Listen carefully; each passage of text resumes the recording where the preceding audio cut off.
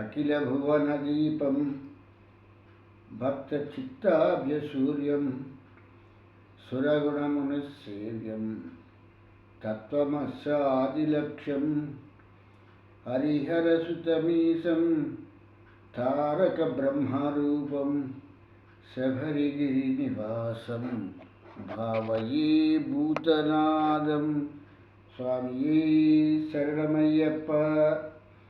ప్రియమైన ఆత్మబంధువులారా, ఆశిత వారి సౌజన్యంతో మనం ఈ భక్తి అనేటువంటి ఈ యొక్క కార్యక్రమాన్ని మనం ప్రారంభించుకున్నాము. ఈ భక్తి గురించి మాట్లాడుతూ చాలాసార్లు చెప్పటం జరిగింది. మనం ఏదైతే ఒక రూపాన్ని తీసుకుని వాత్సల్యముతో, విశ్వాసముతో, దాని మీద నమ్మకంతో మనము ఆ యొక్క రూపాన్ని అన్ని విధాలుగా ఆరాధించేటువంటి దానినే భక్తి అని అంటారు అనేటువంటి విషయాన్ని నేను చాలాసార్లు చెప్పుకురావటం జరుగుతున్నటువంటిది. సమస్త జీవులు కూడా ఒకే ఒక వ్యక్తి నుంచి అన్నట్టుగా విరాట్ పురుషుడి నుంచే రావటం జరిగింది. విరాట్ పురుషుడు తన సౌలభ్యం గురించి ప్రకృతిని సృజించడం జరిగింది. ప్రకృతిలో నుంచి ఈ ప్రకృతి పరాప్రకృతి, అపరాప్రకృతి, మూల ప్రకృతిగా విడి, ఈ యొక్క విడినటువంటి ఈ ప్రకృతిలో నుంచే ఈ పర్వతాలు కానీ, నదులు కానీ, వనాలు కానీ, వృక్షాలు కానీ, లేకపోతే ఈ యొక్క చరాచర జగత్తులో ఉన్నటువంటి జీవరాశులు కానీ అన్నీ కూడా ఉద్భవించడం జరిగింది. దీనికి బ్రహ్మ అనేటువంటి ఒక విరాట్ పురుషుడి ప్రతిరూపాన్ని ఆ పని చేయటానికి ఉంచి, ఆ యొక్క సృష్టి జరిగిన తర్వాత వాటిని పోషించవలసినటువంటి భారాన్ని విష్ణువుకి అప్పచెప్పి, విష్ణువుని పోషణకర్తగా ఉంచి, శివుడు అనేటువంటి తన ప్రతిరూపమైనటువంటి అతనికి లయకారకుడుగా ఈ యొక్క సృష్టి బాధ్యతలంతటినీ కూడా చెప్పటం జరిగింది. ఈ ముగ్గురే వాళ్ళకి కావలసినటువంటి రీతిలో పరిపాలనా విధానాన్ని ఏర్పాటు చేసుకున్నారు అనేటువంటి విషయాన్ని మనకి ఈ యొక్క వాల్మీకి మహర్షి రామాయణంలో వ్రాస్తున్నటువంటి ఒక ముఖ్యమైనటువంటి విషయము. ఇది వేదానికి సంబంధించి తప్పితే ఇదేదో కథలాగా చెప్పేసుకుని మనం దీన్ని కథలాగా వినటం గురించినటువంటి విషయాన్ని ఇక్కడ చెప్పలేదు. వాల్మీకి మహర్షి కొన్ని సంవత్సరముల పాటు తపస్సు చేసిన తర్వాత ఆయన ఆ యొక్క పుట్టలు పట్టేటట్టుగా ఉన్నటువంటి పుట్టలు పట్టినటువంటి తరుణంలో నారద మహాముని వచ్చి, మహావిష్ణు భూలోకంలో అవతరిస్తాడు అంటే, మహావిష్ణువు అంటే విరాట్ పురుషుడి తాలూకు ప్రతిరూపమైనటువంటి మహావిష్ణువు భూలోకంలో అవతరిస్తాడు అని చెప్పటం జరిగింది. మనకి ఈ విష్ణువు దశావతారాలుగా మాత్రమే వచ్చారు అనేటువంటి విషయాన్ని చెప్పటం జరుగుతోంది. ఇందులో మత్స్య కూర్మ వరాహత్య అని చెప్పేసి ఇలా చెప్పుకురావటం జరుగుతుంది. కానీ విష్ణువు 21 అవతారాలనెత్తి ఇంకా 2 అవతారాలు ఎత్తవలసి ఉన్నది. మొత్తం 23 అవతారాలు అని చెప్పేటువంటిది మనం తెలుసుకోవలసినటువంటి ఒక ముఖ్యమైనటువంటి విషయము. అంటే 10 కాదు, 23 అవతారాల్లో ఉన్నటువంటి సృష్టి అంతా కూడా ఆయనే అయినప్పుడు మళ్ళీ ఆయనకి అవతారం ఏమిటి అంటే సృష్టిలో ఎవరైతే ముఖ్యులున్నారో అటువంటి వాళ్ళని అవతారాల కింద తీసుకోవటం జరిగింది. ప్రముఖుల్ని మాత్రమే అవతారాల కింద తీసుకోవటం జరిగింది. వాటి గురించినటువంటి నిగూఢమైనటువంటి కథలని కూడా చెప్పటం జరిగింది. ఆ అవతారం ఎందుకు వచ్చింది, దేని గురించి వచ్చింది అనేటువంటి విషయంలో చెప్పటం జరిగింది. ఇక్కడ ఈ యొక్క రఘురాముడైనటువంటి దశరథ తాలూకు పుత్రుడైనటువంటి దశరథుడి కుమారుడైనటువంటి రాముని విశ్వామిత్రుల వారు వెంట పెట్టుకొని తమ యజ్ఞయాగాది క్రతువుల్ని కాపాడటం గురించి సిద్ధాశ్రమానికి తీసుకొస్తూ ఆయనకి బల అతిబల అనేటువంటి విద్యల్ని నేర్పటం జరిగింది. ఇక్కడ శక్తి అంటే శక్తి మూలంగానే దేవీ భాగవతులు ఏం రాస్తారే, శక్తే మొత్తం సృష్టి అంతటికీ కారణము అని చెప్పేసి రాస్తారు. ఆ శక్తి కూడా ఒక రూపంలోకి వచ్చిన తర్వాతే సృష్టి అనేటువంటిది జరిగింది. శక్తి ఊరికనే ఉంటే దాని మూలంగా వచ్చేటువంటి ప్రయోజనం ఏమీ ఉండదు, ఉపకారము అనేటువంటిది ఉండదు. శక్తిని ఉపయోగించాలంటే ఒక రూపము అనేటువంటిది ఉన్నప్పుడు మాత్రమే, ఆ రూపము ద్వారా మాత్రమే శక్తిని ప్రయోగించటం అవుతుంది. అంతే తప్పితే శక్తిని శక్తిగా ప్రయోగించాలంటే దానికి ఏ విధమైనటువంటి శక్తి ఉండదు అనేటువంటి విషయాన్ని గమనించవలసినటువంటి విషయం.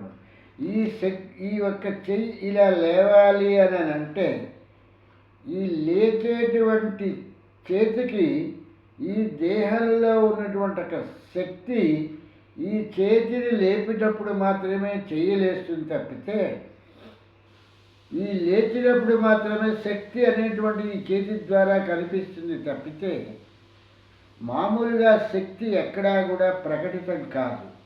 ఇది విరాట్ పురుషుడైనటువంటి ఆ మహానుభావుడు ప్రకృతిని ఏర్పాటు చేసి, ప్రకృతితో పాటు బ్రహ్మ విష్ణు మహేశ్వరులు అనేటువంటి వాళ్ళని ఏర్పాటు చేసి తన ప్రతిరూపాలుగా ప్రకృతిని పరాప్రకృతి, అపరాప్రకృతి, మూల ప్రకృతి అనేటువంటి వాటి కింద విడతీయటం జరిగింది.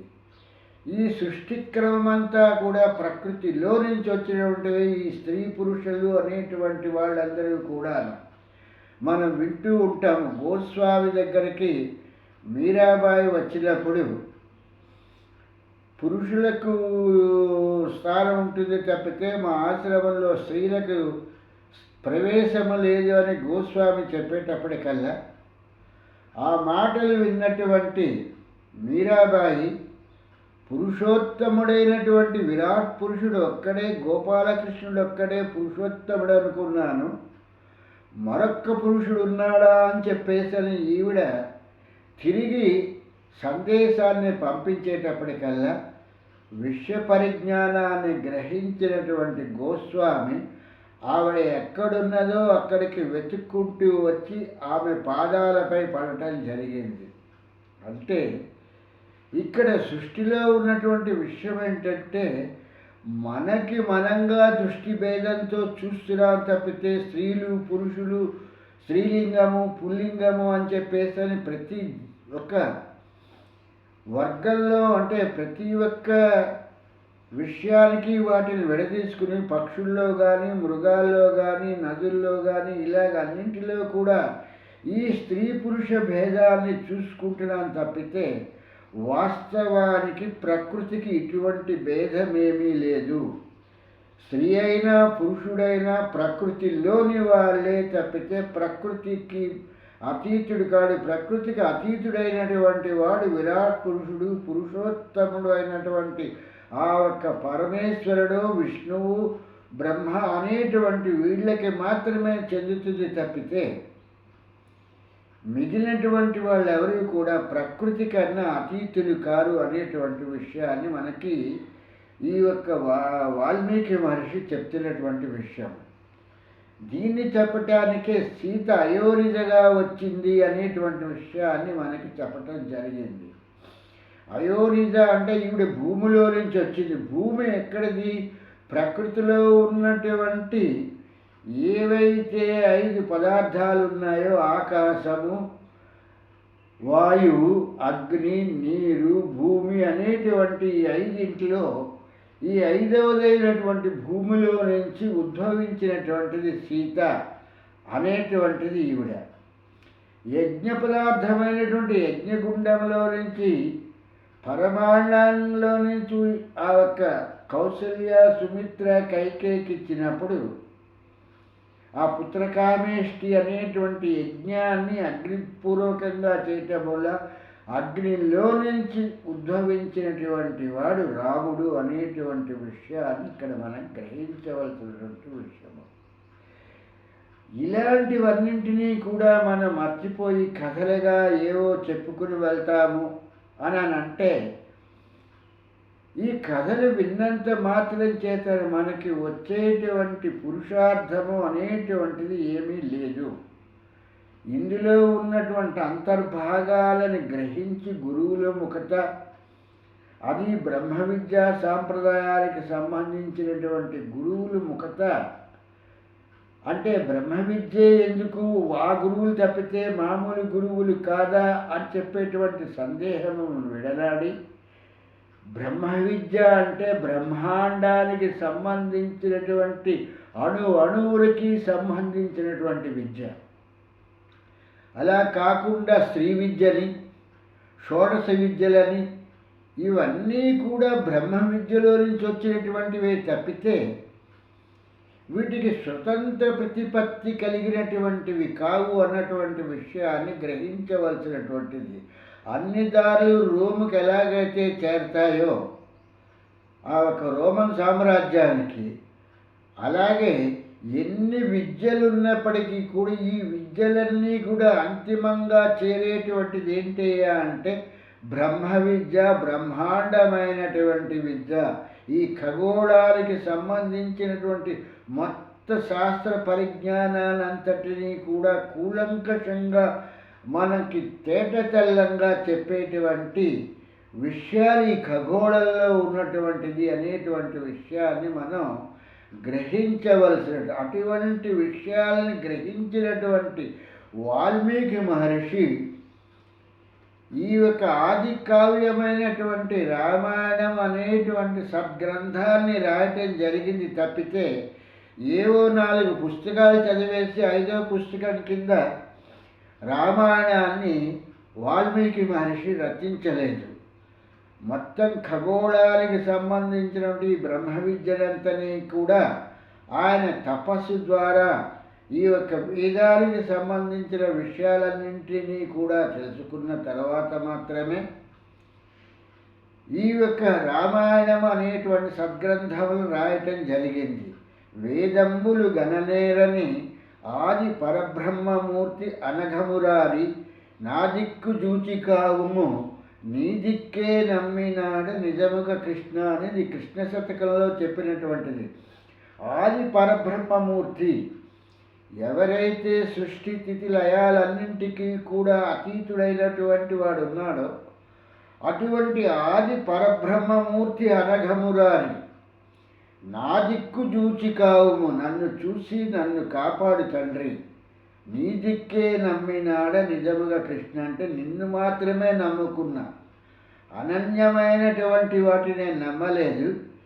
ఏదైతే ఆది అనేటువంటి దాంట్లో ఉన్నటువంటి విరాట్ పురుషుడు నీవు ఉన్నావో నిన్ను మాత్రమే నేను ఒక రూపంగా కృష్ణుడిగా తీసుకుని నేను ఇక్కడ కృష్ణ శతక కర్త చెప్పెడుతున్నటువంటి విషయం ఏంటంటే కృష్ణుణ్ణి విరాట్ పురుషుడి తాలూకు ప్రతిరూపంగా తీసుకుని ఈయన ప్రార్థిస్తూ చెప్పినటువంటి విషయము అనేటువంటిది ఇక్కడ గమనించవలసినటువంటి విషయము. అలాగే దశావతారాల్లో ఉన్నటువంటి రామావతారము అనేటువంటి దాన్ని తీసుకుని వాల్మీకి మహర్షి ఈ యొక్క రామాయణం అనేటువంటి సద్గ్రంథాన్ని మహత్తరంగా రాయటం జరిగింది. ఇటువంటి సమయాన్ని మనం వృధా చేసుకోకుండా ఇందులో మనం తెలుసుకోవలసినది ఆ ఒక మహానుభావుడైనటువంటి వాల్మీకి మహర్షి చెప్పినటువంటి విషయాలని మనం కథల రూపంగా కాకుండా వాటిలో ఉన్నటువంటి అంతర్ముఖ విషయాలను గురుముఖత వింటే మాత్రమే మనకి తెలుస్తుంది తప్పితే ఇలా వీడియోల ద్వారా మనం నేర్చుకుంటామనేటువంటిది వస్తే దీని మూలంగా మిగిలేటువంటిది ఏంటంటే ఊకలాంటిదే అంటుందన్నమాట. గాడిద గంపడు ఊక బొక్కింది అన్నట్టుగా మాత్రమే రామాయణం విన్నాము, భారతం విన్నాము, భాగవతం విన్నాము, హరివంశం విన్నాము, భగవద్గీతను మొత్తం శ్లోకాలన్నీ కడతా పట్టేశాము అనేటువంటిది మాత్రమే ఇందులో ఉన్నటువంటి విషయాలుగానే మిగిలిపోతుంది తప్పితే బ్రహ్మ విద్యా సాంప్రదాయానికి సంబంధించినటువంటి విద్య అనేటువంటిది ఆ విద్యలో ఉన్నటువంటి విషయాలు ఎలా తెలుస్తాయి అనేటువంటిది విద్య లేనివాడు వింత పశువు అని చెప్పేసరిగా గురుముఖత నేర్చుకోలేకపోతే వాడు వింత పశువుతో సమానమే. ఎన్ని పుస్తకాలు చదివినా పుస్తకాలకేముంది ప్రతి వాళ్ళు రాస్తారు. పుస్తకంలో ఉన్నటువంటి విషయ పరిజ్ఞానాన్ని గ్రహించాల్సి వస్తే ఆ విషయాన్ని గురుముఖత విన్న తర్వాత పుస్తక పఠనం గ్రంథ పఠనం చేస్తే కొంతవరకు అర్థమవుతుంది. కానీ బ్రహ్మ విద్యకి సంబంధించినటువంటి వేద విద్య అనేటువంటిది గురుముఖత వల్లె వేస్తే మాత్రమే వస్తుంది తప్పితే ఆ వల్లె వేయటం అంటే గురువు చెప్పినటువంటి వాక్యాన్ని వీళ్ళు 10 సార్లు 25 సార్లు అన్నట్టుగా ఆయన చెప్పినట్లుగా ఆ ఒక్క ధ్వని వచ్చేంత వరకు, శబ్దం కాదు ధ్వని వచ్చేంత వరకు కూడా వాళ్ళు పలకటాన్ని వల్లివేయటము అని చెప్పేసి అంటారు అనేటువంటి విషయాన్ని కూడా ఇక్కడ మనం తెలుసుకోవాల్సినటువంటి ముఖ్యమైనటువంటి విషయము. ఈ యొక్క శబ్దము అనేటువంటి దానికి ధ్వనికి ఉన్నటువంటి తేడా నేను చాలాసార్లు చెప్పుకురావటం జరిగింది. ఇదే విషయాన్ని ఇక్కడ పరశురాముల వారు రాముల వారి దగ్గరికి వచ్చినప్పుడు దశరథుడు రామలక్ష్మణులతో కలిసి ఈయన అయోధ్యాపురాన్ని వివాహానంతరము వీళ్ళు అయోధ్యను చేరుకోబోతున్నటువంటి సమయంలో విశ్వామిత్రుల వారు ఈ యొక్క శివధనుర్భంగం జరిగిన తర్వాత పరిణయమైనటువంటి ప్రకృతి పురుషుల కలయిక అయిన తర్వాత ధ్వనిని తెలుసుకున్నటువంటి విశ్వామిత్రుల వారు హిమాలయ పర్వతాలకు వెళ్ళిపోవటం జరిగింది. ఆయన విశ్వామిత్రుల వారు మళ్ళీ రామాయణంలో కానీ ఇంకెక్కడా కనిపించలేదు. ఈ యొక్క వాల్మీకి రాసినటువంటి రామాయణాన్ని ఆధారం చేసుకుంటూ రాస్తున్నటువంటి వ్యాస భగవానుడు తన కథాగమనంలో శకుంతలని తీసుకోవాలి, శకుంతల తాలూకు పుత్రుడు భరతుడు అనేటువంటి దానికి వచ్చేటప్పటికీ విశ్వామిత్రుడికి మేనకికి కలిపి పుట్టినటువంటి ఆమె పేరుని శకుంతల అని చెప్పేసి భారతంలో ఆయన అక్కడి నుంచి వంశవృక్షాన్ని రాసుకురావటం జరిగింది.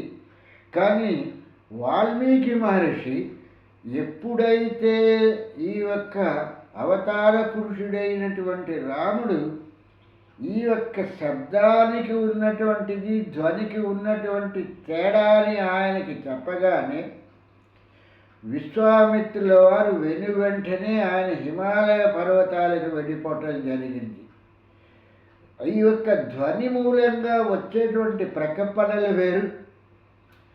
శబ్దము అనేటువంటిది లిపిని ఎలా పలకాలి అనేటువంటి దానికి చెప్పేటువంటి దాన్ని శబ్దము అని చెప్పేసి అంటాము. ధ్వని దాని స్వతసిద్ధంగా వస్తుంది. దానికి ఎవరూ కూడా ధ్వనిని పుట్టించవలసినటువంటి పని లేదు. కానీ శబ్దము అనేటువంటిది ఇక్కడ మనం క్రియేట్ చేయాలంటే మనం పుట్టిస్తే కానీ శబ్దము అనేటువంటిది మనకి పుట్టదు అనేటువంటి విషయాన్ని ఇక్కడ గ్రహించవలసినటువంటి విషయము. శబ్ద తరంగాలకి కాంతి తరంగాలకి కూడా ఈ యొక్క సైన్స్ ప్రకారము చాలా చాలా విషయాలను చెప్తూ ఉంటారు. అందుకని కాంతి తాలూకు కిరణాలకి, కాంతి ప్రవాహానికి, ఈ యొక్క ధ్వని ప్రవాహానికి కూడా కొంచెం తేడా ఉండటం మూలంగా ఇప్పుడు మనం చూస్తున్నటువంటి ఈ వీడియోలు కానీ, లేకపోతే ఈ టీవీలు కానీ, వీటిలో ఈ కాంతి అనేటువంటి దానికి ఈ ధ్వని అనేటువంటి దాన్ని ఒక క్యారేజీగా ఉంచి ఆ రెండింటినీ ఒకేసారి ఈ యొక్క గాలిలోకి వెళ్ళినట్టుగాను ఆకాశంలోకి పంపించి ప్రవహించేటట్టుగా చేస్తారు. కనుక ఈ యొక్క ప్రవాహాన్ని ఎక్కడున్నా సరే ఏకకాలంలో కాంతిని, ధ్వనిని కూడా మనం ఆ యొక్క టీవీలోకి తీసుకొని ఆ ధ్వనిని శబ్ద తరంగాలుగా మార్చుకోవటానికి మనకి స్పీకర్స్ అనేటువంటి వాటి మూలంగా మనం వాటిని వినగలుగుతాము అనేటువంటి విషయాన్ని కూలంకషంగా తెలుసుకోవాల్సిన విషయము. మిడిమిడి జ్ఞానంతో అడగవలసినటువంటి విషయాలుగా శక్తి గొప్పదా, శక్తి మూలంగానే ఈ యొక్క సృష్టి అంతా జరిగిందంటే శక్తి ఎలా చేస్తుంది? శక్తి ఒక అమ్మవారిగానో, లలితగానో, లేకపోతే బాలా త్రిపుర సుందరిగానో ఏదో ఒక రూపంలో ఉంది. అదే శక్తిని విరాట్ పురుషుడు బ్రహ్మ అనేటువంటి ఒక పేరు పెట్టి సృష్టి అంతటినీ కూడా బ్రహ్మ చేస్తున్నారు అని చెప్పేసి అన్న తర్వాత ఆ యొక్క బ్రహ్మ శనకసరందనాదుల మొదలుకొని అందరినీ కూడా సృష్టించిన తర్వాత ఏకాదశ రుద్రుల్ని కూడా సృష్టించిన తర్వాత ఏకాదశ రుద్రుల ద్వారా సృష్టి క్రమాన్ని చేయమని చెప్పటం జరిగింది అనేటువంటి విషయాన్ని వేదాలు, అరణ్యకములు చెప్తున్నటువంటి విషయం. పురాణ సాహిత్యానికి వచ్చేటప్పటికీ వేదవ్యాసుల వారు దాన్ని కొంచెం ఆ యొక్క వేదాన్ని కొంచెం డెల్యూట్ చేయటం మూలంగా ఈ పురాణాలు రావటంతో ఏ పురాణం రాస్తే ఆ పురాణంలో ఉన్నటువంటి దాన్ని పట్టుకుని అదే అధికము అని చెప్పటం జరిగింది అనేటువంటి విషయాన్ని మర్చిపోరాదు. వాయు పురాణం తీసుకుంటే వాయు పురాణం వాయువే గొప్పవాడు, అగ్ని పురాణాన్ని తీసుకుంటే అగ్నే గొప్పవాడు, విష్ణు పురాణం తీసుకుంటే విష్ణువే గొప్పవాడు. అలాగే దేవీ పురాణం తీసుకుంటే ఆ దేవీ భాగవతం అనేటువంటి దాంట్లో దేవియే గొప్పది అనేటువంటి విషయాన్ని చెప్పటం జరుగుతుంది. కానీ ఇవన్నీ కూడా ఎక్కడి నుంచి వచ్చాయి అంటే ప్రకృతిలో నుంచి వచ్చాయి అనేటువంటి విషయాన్ని తెలుసుకుంటే అప్పుడు మనకి అసలు విషయాలన్నింటినీ కూడా గోచరమవుతుంది. అలా గోచరం కానంత కాలము కూడా మనం అగమ్య గోచరంగా ఉంటూ మనమే కాకుండా మన తోటి వారిని కూడా అవిద్యలో ఉంచి ఆ అవిద్యాపరాయణ చేసి వాళ్ళ చేత చప్పట్లు కొట్టించుకుంటూ మనం ఆనందించడమే మిగులుతుంది. నేను నిన్ననే నేను ఈ ప్రశ్నకి జవాబు పంపించడం జరిగింది. క్లాసు మొత్తానికంతటికీ కూడా ఎవరో ఒకే ఒక విద్యార్థి మాత్రమే ప్రథమ శ్రేణిలో ఉత్తీర్ణుడవుతాడు. తర్వాత వాళ్ళందరూ కూడా ప్రథమ శ్రేణిలో పాస్ అవుతారు. ఆ తర్వాత మిగిలిన వాళ్ళందరూ కూడా పాస్ అవుతారు. అంటే క్లాసు మొత్తానికి ఒక్కడికి మాత్రమే వాడు ప్రథమ శ్రేణిలో పాస్ అవటం జరుగుతుంది. మిగిలిన వాళ్ళు ప్రథమ శ్రేణిలో వీళ్ళు పాస్ అవటం జరుగుతుంది. అంటే ఒక్కడికి మాత్రమే ప్రథమ శ్రేణి వస్తుంది, మిగిలిన వాళ్ళు ప్రథమ శ్రేణిలో ఫస్ట్ క్లాసులో పాస్ అవటం జరుగుతుంది అనేటువంటి విషయాన్ని గమనించాలి. మిగిలినటువంటి వాళ్ళు ఎవరైతే ఉన్నారో పాస్ అయినటువంటి కృతార్థులైనటువంటి వారు ఉన్నారో వీళ్ళ తాలూకు సంఖ్య చాలా ఎక్కువగా ఉంటుంది.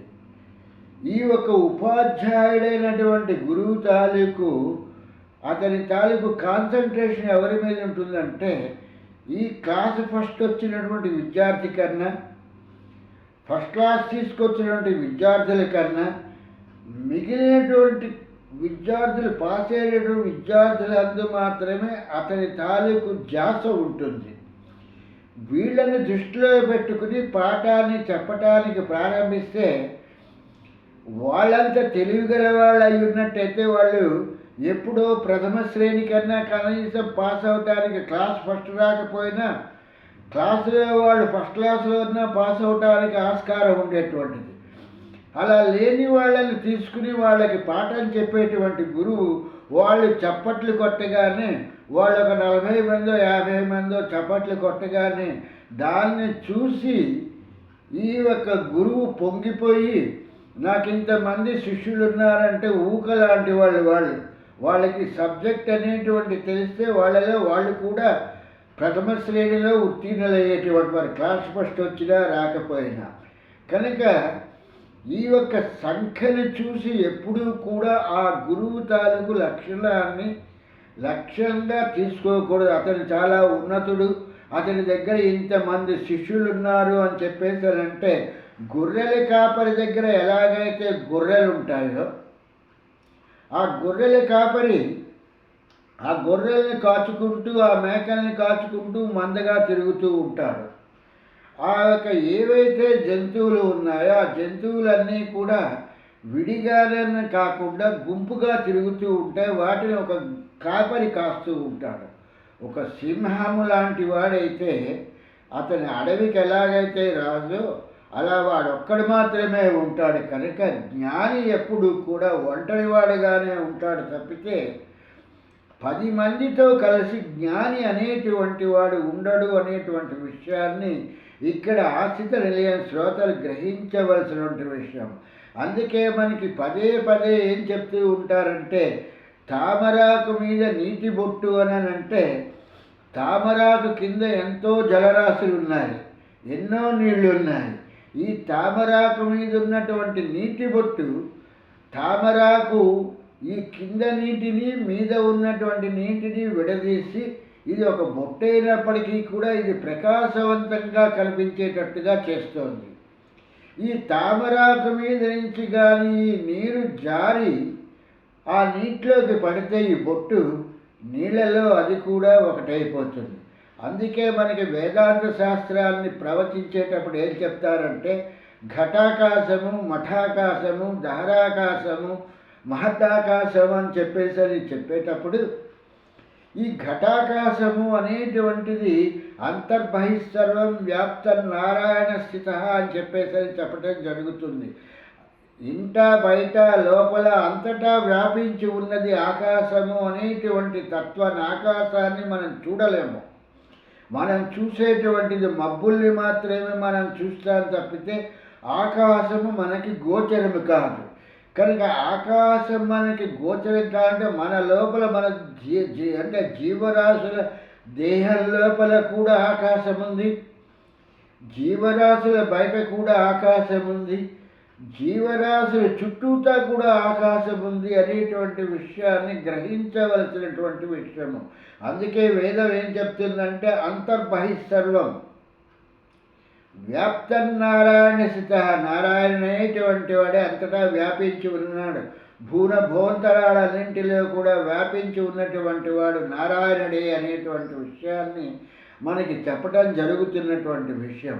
కనుక ఇటువంటి చక్కని విషయాలన్నింటినీ కూడా వినాలంటే బోధకుడైనటువంటి గురువు చక్కని కృష్ణస్వామి లాంటి వారైతే మాత్రమే ఇలాంటివి తెలుస్తాయి తప్పితే జాండ్రై సభా మధ్య సాతాని పండితోత్తమ అని చెప్పేసి అన్నట్టుగా కామేశ్వరి గొట్టం దేవే నేను గణపతి శాస్త్రి అవుతానంటే గొట్టం పట్టుకొస్తే గణపతి శాస్త్రి కాడు. వీబూదులు పెండికట్లు పెట్టుకుని ఇంత పూసలు దండలు వేసుకుని ఏదేదో చేస్తారంటే వాళ్ళకి ఏ విధమైనటువంటి బ్రహ్మ విద్యా సాంప్రదాయాలకి సంబంధించినటువంటి విషయాలు ఏవీ కూడా అణుమాత్రము కూడా వాళ్ళకి తెలియవు అనేటువంటి విషయాన్ని ఇక్కడ గ్రహించవలసినటువంటి విషయము. ఎందుకు దీన్ని ఇంత విపులంగా చెప్పుకురావాల్సి వచ్చింది అంటే, ఇక్కడ పరశురాములు వారు ఒకే ఒక మాట చెప్పారు, రామచంద్ర నీవు శివన ధనస్సును విరిచినప్పుడు ఆ ధ్వని నా వరకు కూడా వినిపించింది. భూనభోంతరాలింటిలో కూడా శివ ధనస్సు తాలూకు ఆ ధనుర్భంగము అనేటువంటి విషయం, ఆ ధనస్సులో నుంచి వచ్చినటువంటి నాదము నా వరకు వచ్చింది అన్నారు. శబ్దము అనేటువంటి దానికి ఈ యొక్క నాదానికి ఉన్నటువంటి తేడా ఏంటంటే ఇవన్నింటినీ కూడా గురుముఖత నేర్చుకోవాలని. శబ్ద తరంగాలు కొంత దూరం వెళ్ళేటప్పటికీ అవి బలహీనమైపోయి పలచబడిపోతాయి అనేటువంటిది శాస్త్రజ్ఞులు చెప్పేటువంటి వచనం. కనుక శబ్దం కన్నా ధ్వని అనేటువంటిది ఎంత దూరమైన దాని తాలూకు ఆ ధ్వని పుంజాలేవి కూడా పలచబడకుండా ఎంత దూరమైనా ప్రవహిస్తాయి అనేటువంటి విషయం మనకి రామాయణంలో ఇక్కడ వాల్మీకి మహర్షి మనకి ఈ యొక్క పరశురాముల వారి చేత మనకి చెప్పిస్తున్నటువంటి విషయం. కనుక ఇటువంటి ముఖ్యమైనటువంటి విషయాలన్నింటినీ మనం వినవలసినటువంటిది మానేసి ఎకచకాలిగా అన్నట్టుగాను ఆకతాయితనంగా నవ్వులాటికి రాముడి శివధను చవరి విరక్కొట్టాడు అంటే నేను విరక్కొట్టలేదు సార్, నేను కనుక్కుంటానండి, దాని డబ్బులు ఎంతైతే అంత ఇచ్చేస్తానండి అంటాం కాదు. శివధనస్సు అనేటువంటిది రాముడు ఎందుకు దాన్ని భంగం చేశాడు, ధనుర్భంగం ఎందుకు చేశాడు, దానిలో నుంచి వచ్చేటువంటి నాదము ధ్వని ఎంత పౌనఃపుంజాలతో వచ్చింది అనేటువంటి విషయాలన్నింటినీ మనం తెలుసుకోవాలంటే ఈ యొక్క ధ్వనికి శబ్దానికి ఈ రెండింటికి ఉన్నటువంటి తేడా మనం తెలుసుకోకుండా గుడ్డెద్దు చేలో పడ్డట్టుగా ఈ వెనువెంటనే పరశురాముడు వచ్చేశారు, ఆయన దగ్గర నుండి ధనస్సు ఇచ్చేశారు, ఆ ధనస్సుని రాముడికి ఇచ్చి తన తాలూకు బలాన్నంతటిని కూడా రాముడిలోకి ప్రవేశపెట్టేశారు అనేటువంటి ఇటువంటి అపభ్రంశమైనటువంటి కథలని కాకుండా నిజమైనటువంటి కథ ఏమిటి, వాల్మీకి మహర్షి మనకి చెప్పినటువంటి విషయం ఏమిటి అని చెప్పేసి అది తెలుసుకోవాలంటే ఆ వెంకటనాథుడి తాలూకు అనుగ్రహంతో మనం రేపు ఈ యొక్క మిగిలినటువంటి విషయాలన్నింటినీ కూడా ఆ యొక్క గురుమూర్తి ఆ వెంకటనాథుడి తాలూకు అనుగ్రహంతో తెలుసుకుందాము. అంతవరకు కూడా స్వామి శరణం, స్వామి శరణం, స్వామి శరణమయ్యప్ప, స్వామి శరణమయ్యప్ప.